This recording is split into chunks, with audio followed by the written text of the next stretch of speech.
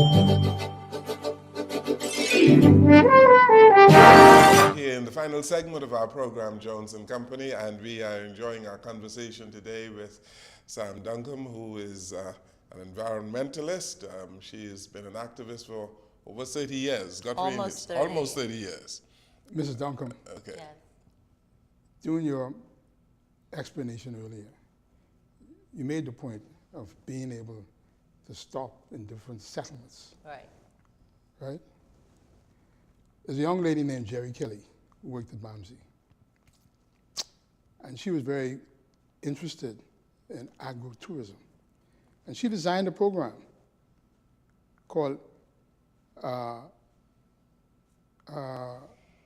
Loyalist Agriculture, Okay. all right? Exuma, the southeastern Bahamas used to be the breadbasket, and that is where the loyalists settled. You go to Acklands right now.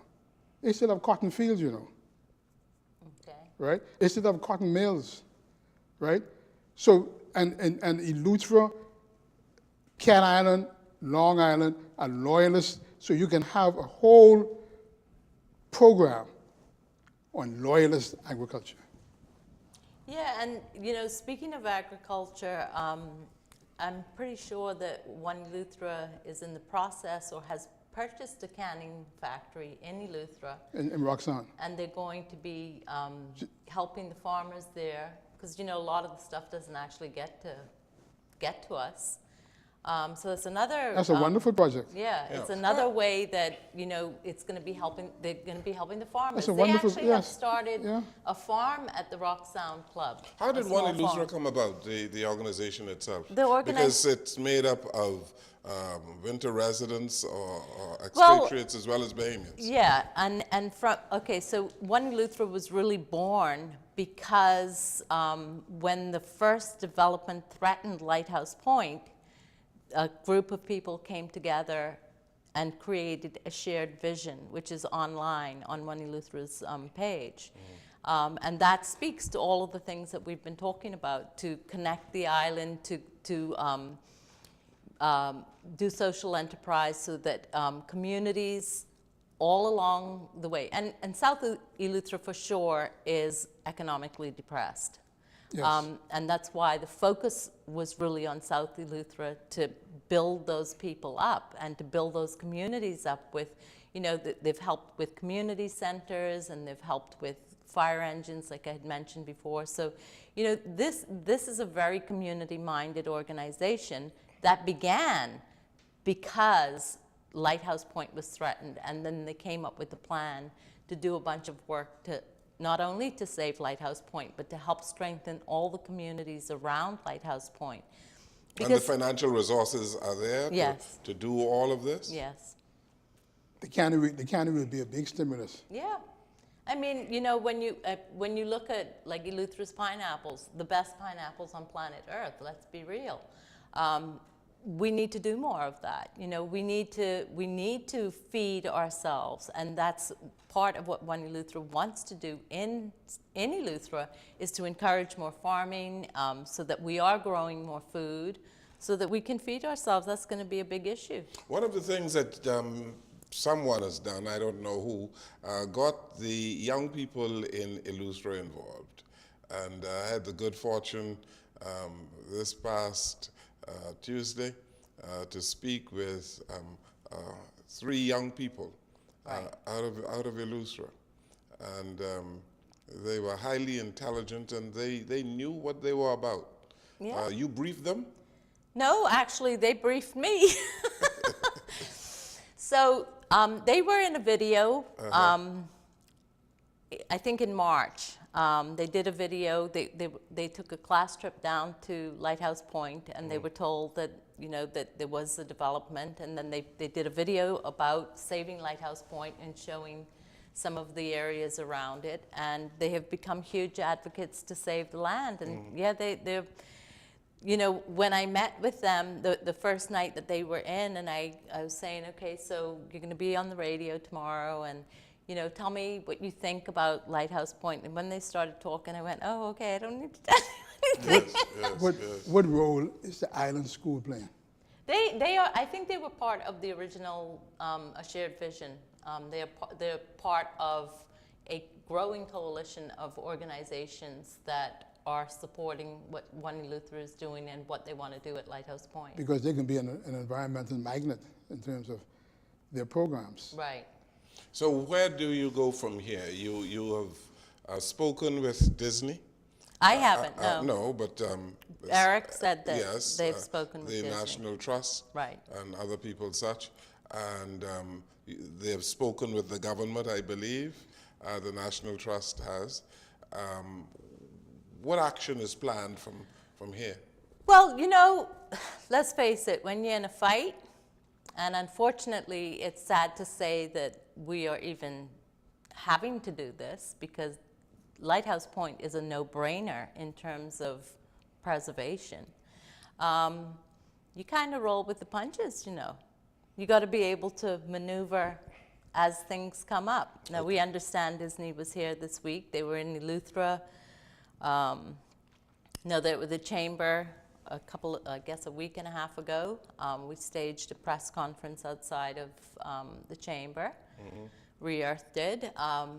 The reality is that our message is, sure, come, just go to one of the existing ports. Good.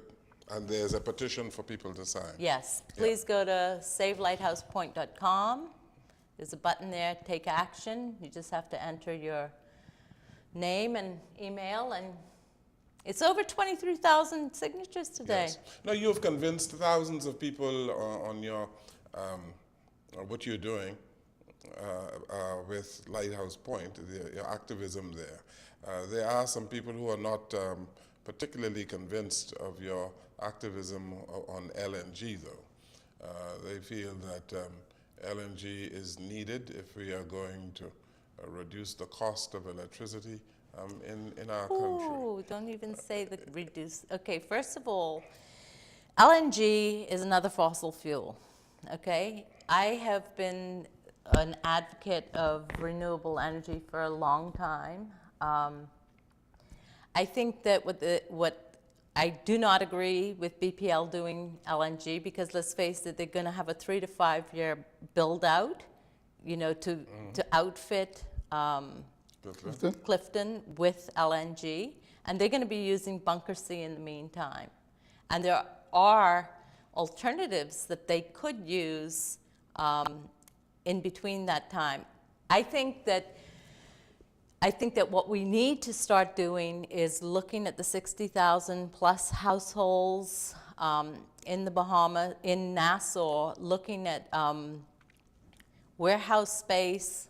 Your building could probably handle solar panels, and let's do some grid tie. Let's start. When are we going to actually start doing solar? We have 315 days of sunshine, 9 average hours of sun every single day, okay?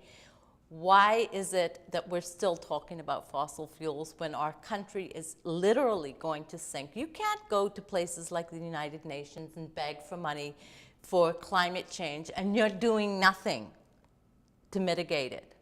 You can't do that. I find that highly embarrassing that our government would go and beg money.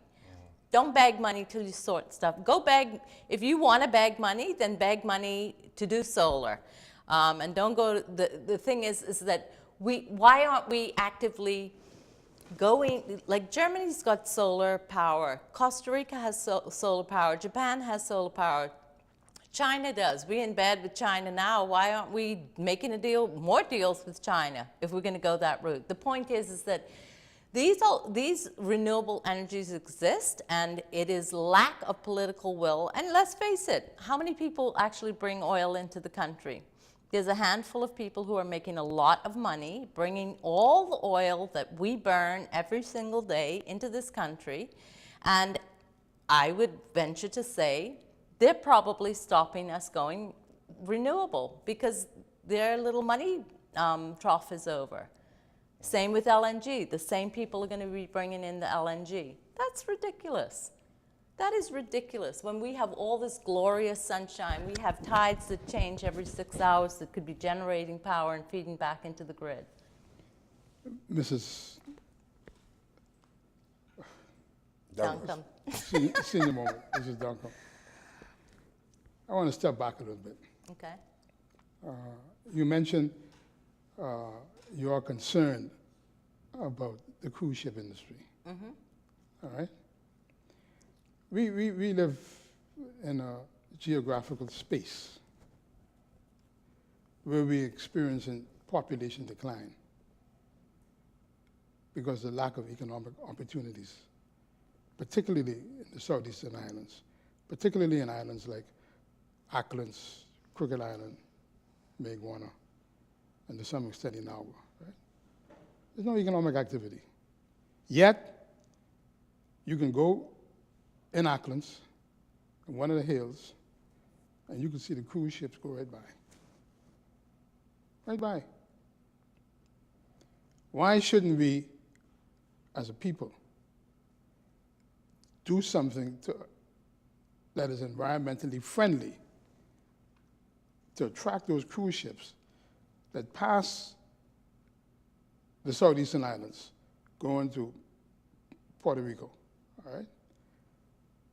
When you look at Salina Point, there's a deep water harbor being built there. Right, Randall?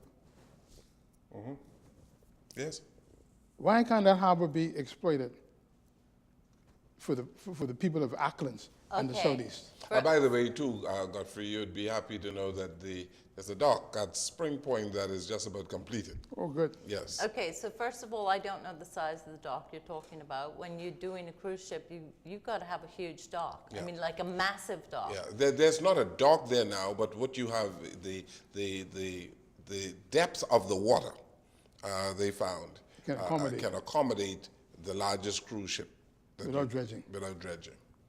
So the actual dock has not been constructed, but the harbor is there, the deep water harbor is there. Okay, so you're gonna end up having the exact same situation that you have on Princess Keys, where the cruise ship comes in. There's literally a handful of people who step out of that property into Eleuthera proper, right, and actually go on tours. That's not the case in Acklands, because the largest settlement in Acklands is Salina Point, and that is where this place is. And you're saying they're building a dock, not to support a cruise ship? It's right off Castle Island. And the dock is not under construction. There's another dock at Spring Point that is This is for the mailboat. completed. Yes. It's a mailboat dock. You know, okay. Cruise ships are a very polluting industry. One cruise ship, about 3,000 passengers, can create 150,000 gallons of sewage a week.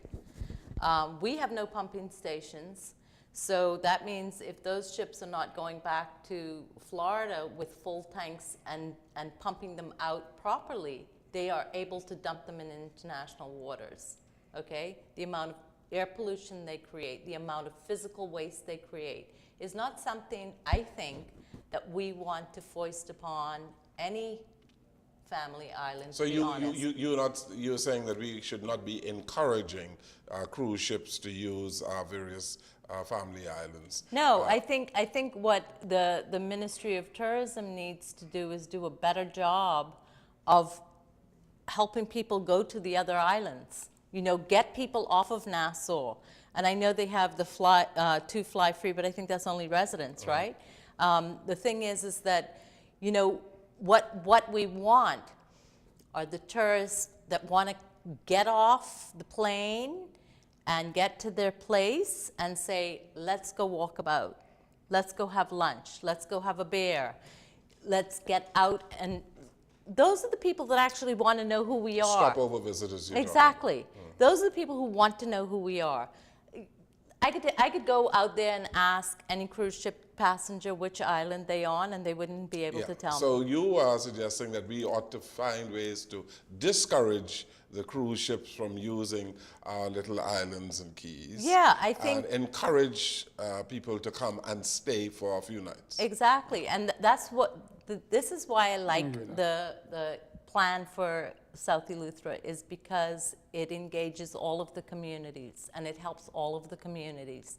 And imagine if we could take that model and go to Acklands and map it out. I remember some time back the IDB did a similar concept where they had, identified historical ruins where places of natural beauty were.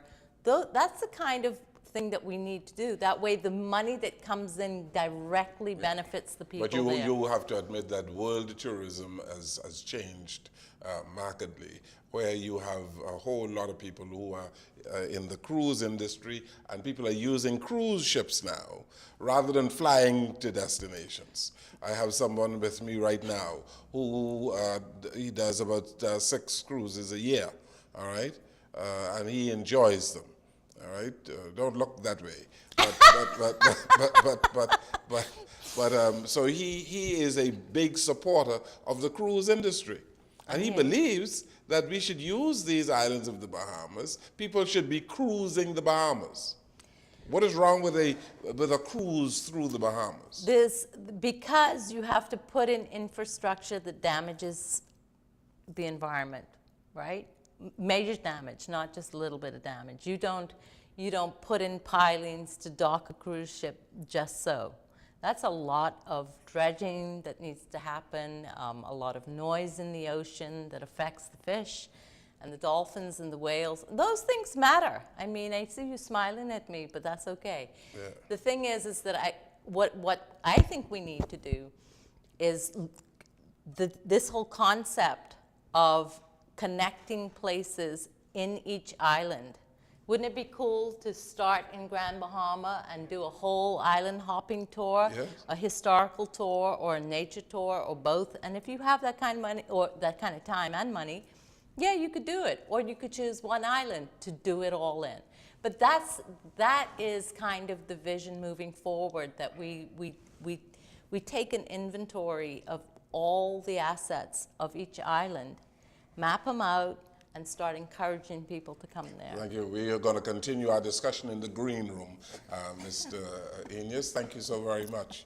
I appreciate your being here today, ma'am. Thank you very much for having me. Thank you. We learned a whole lot today about yes, the it's very interesting topic. You should come back on our afternoon on point. Thank you. Okay. Thank you so very much. Thank you for watching and listening to our program. Good evening.